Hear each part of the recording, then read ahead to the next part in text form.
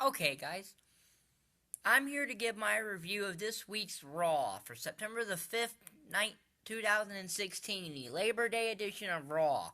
And just like the 4th of July edition of Raw, uh, another holiday and another not so great show.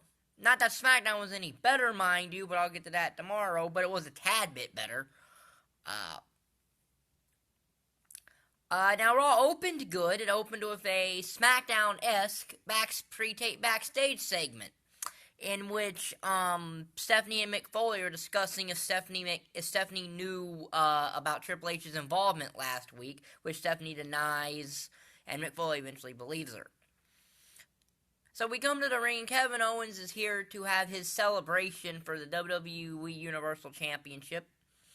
And he totally heels on the fans, saying that yes, he does deserve it, but he doesn't need a bunch of fans hijacking his moment and all that.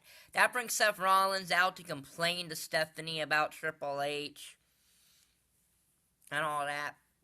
And Kevin Owens says the only thing that Seth's been the architect of recently is failure. And Seth attacks Kevin Owens. He doesn't listen to Steph to stop. Stephanie suspends Seth Rollins, but Mick Foley overturns it.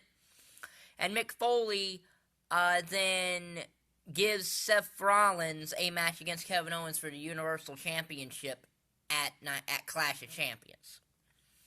So in the back, Kevin Owens wants to know why Mick Foley did that, and Mick Foley, gives him some traditional face GM stuff.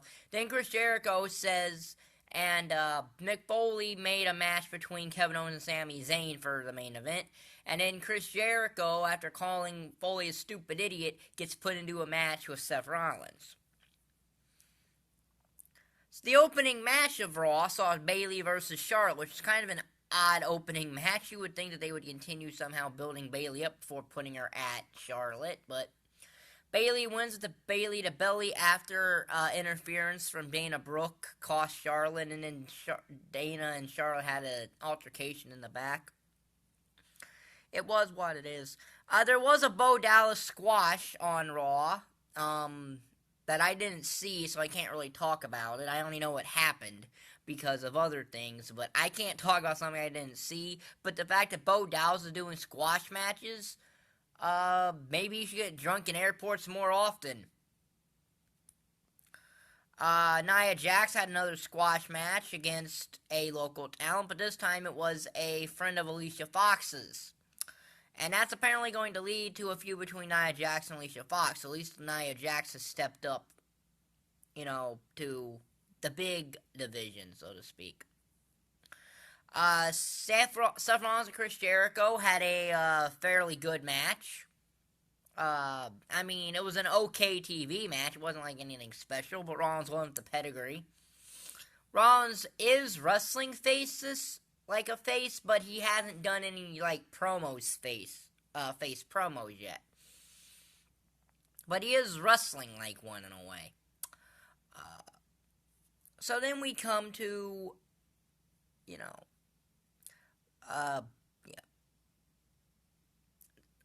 So it's nice to see Seth's dynamic here.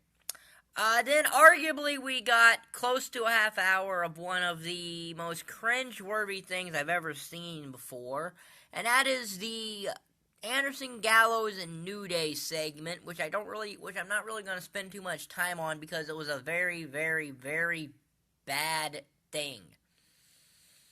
This was a horrible segment. In fact, this is where Raw went downhill, was with this segment, to be quite honest, because Gallows and Anderson, they bring out the old day, and it just was a bunch of Why can't Gallows and Anderson just be what they were in New Japan? I get that they're feuding with the New Day, but that doesn't mean that you make them complete other jokes. Hopefully, they win this match at Clash of the Champions over New Day, so New Day can finally not be they're running their course as tag champs, and they're getting stale to boot. So, Braun Strowman had a squash match against Sin Cara, who was, upset about what Braun Strowman did to that jobber last week. And then Braun Strowman wins by countout. He beat Sin Cara by countout. I really don't know how, that shows anything. He beat Sin Cara by countout. There was a match between Darren Young and Titus O'Neil. Well, no, there was a match between Darren Young and Jinder Mahal, and Titus was on commentary. He distracts Darren Young, and Jinder Mahal can't even win off a distraction. That's how you know you've reached the pinnacle of being a jobber. You can't even win off distraction.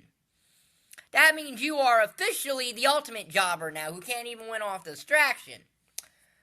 Enzo and Cass had a match against the Shining Stars, and they did this real interesting Labor Day thing where Enzo gave birth to a baby, and they called it soft.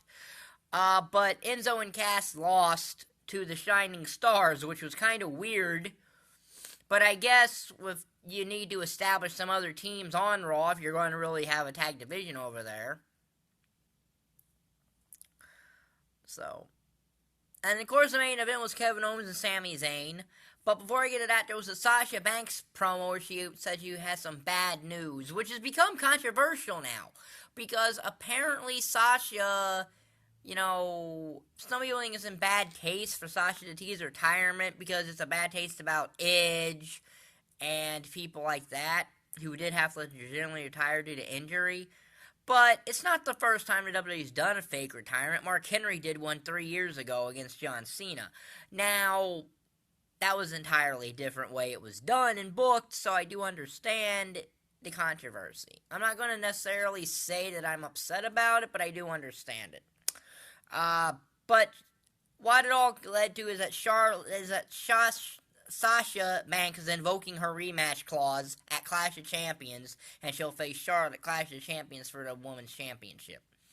The Raw Women's Championship, I'm guessing. And then the main event was Kevin Owens and Sami Zayn, who, even though Battleground was their final match, are right back at it. This is why I really wish they would have put them on opposite shows, because then you could have kept them off opposite shows for around a year, put one of them back on Raw, and then continue the rivalry again, if you're going to literally have them be fighting forever. Kevin Owens won with a normal powerbomb, not a pop-up powerbomb. And then Roman Reigns came out. We hadn't seen him all night. He stared at Kevin Owens, and then Mick Foley made Roman Reigns versus Kevin Owens for next week, and if Roman Reigns wins, he gets added to the Rollins and Owens match at Clash of Champions, making it a triple threat.